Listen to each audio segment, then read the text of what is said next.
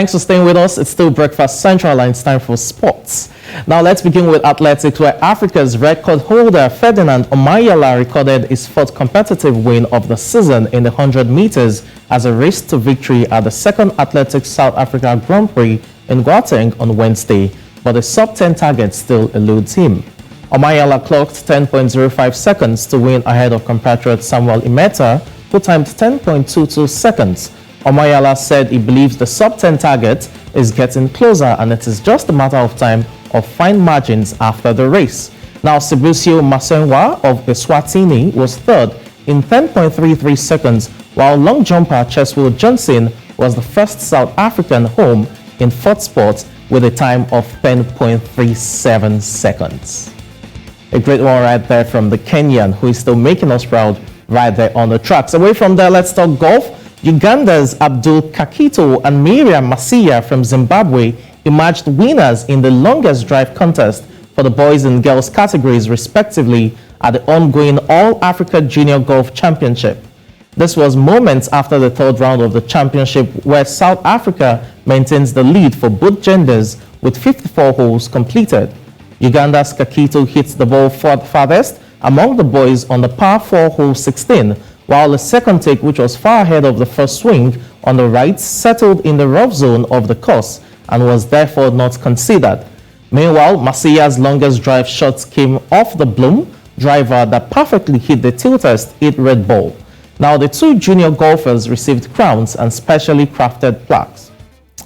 Away from there, let's talk about cricket now, and it's about Zimbabwean batter Gary Balance has announced his retirement from cricket, saying he no longer has the desire to dedicate himself to professional sports.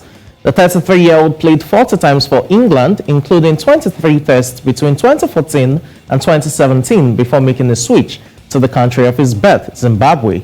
He signed a 2-year deal with Zimbabwe in December after being released by Yorkshire amid the racism scandal, and played 6 times for Zimbabwe.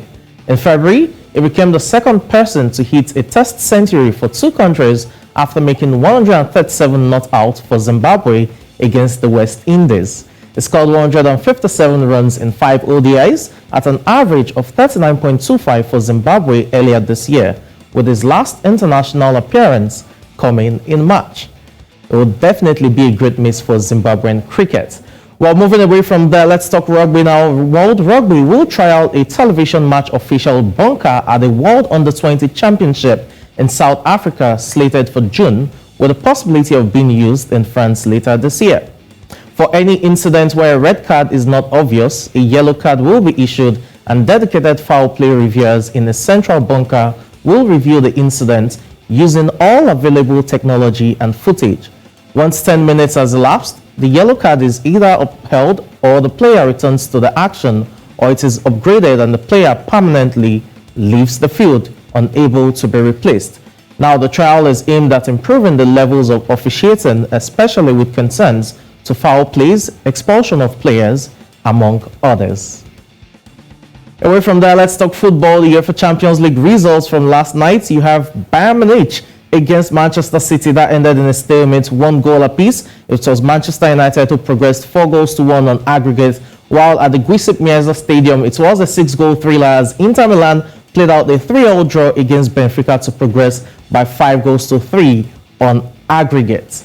To the NBA, you have the Memphis Grizzlies leveling the series against the Los Angeles Lakers, winning by 103 to 93 points at the wee hours of today, while the Milwaukee Bucks as well leveled their series against the Miami Heat by 138 to 122 points, and the Denver Nuggets edged the Minnesota Timberwolves by 122 to 113 points to take a 2-love lead in that series.